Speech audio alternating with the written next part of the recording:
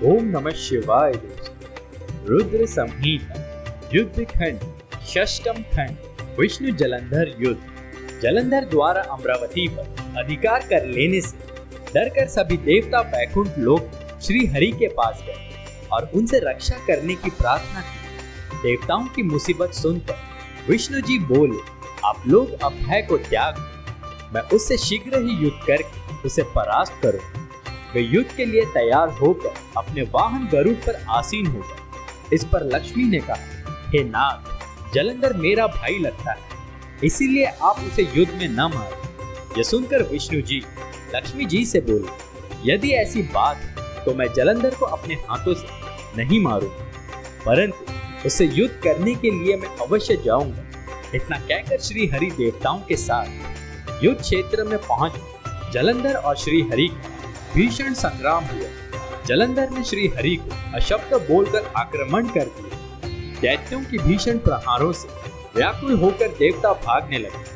श्री हरि देवताओं को व्याकुल देखकर आगे बढ़े। उन्होंने अपने शारंग धनुष से भीषण जयघोष किया। पल भर में ही श्री हरि ने हजारों दैत्यों को मस्तक धड़ से अलग कर दिया। श्री हरि और जलंधर के मध्य भीषण संग्राम प्रारंभ हो गया। समस्त आकाश बाणों से ढक गया। जलंधर ने क्रोध में भरकर गरुड़ के मस्तक पर अपनी गदा से प्रहार किया, साथ ही श्री हरि की छाती पर भी प्रहार किया। विष्णु जी ने जलंधर की गदा को काट दिया। अब जलंधर बाणों की वर्षा करने लगा। जलंधर ने श्री हरि के धनुष को काट दिया। अब उन्होंने गदा हाथ में ले ली और गदा से उस पर आक्रमण किया, परंतु गदा की मार से भीषण दैत्य विचलित नहीं हुआ। उसने श्री हरि पर त्रिशूल चलाया।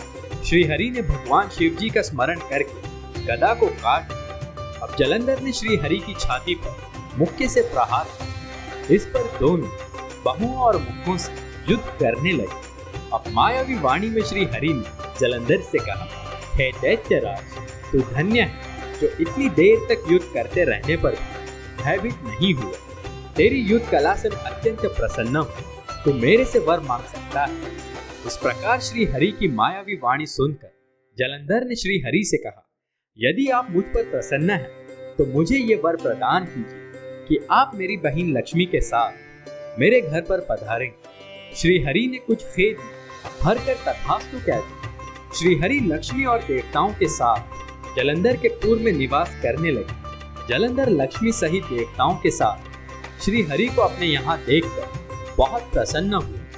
इसके बाद जलंधर देवताओं के पास जो भी रत्नादि थे उन्हें लेकर पृथ्वी पर आ गया। उसने निशुंभ को पाताल का अधिपति बनाया। जलंधर देव, दानव, यक्ष, गंधर्व, सिद्ध, सर्प, मनुष्यों को विजय कर त्रिभुवन पर शासन करने लगा।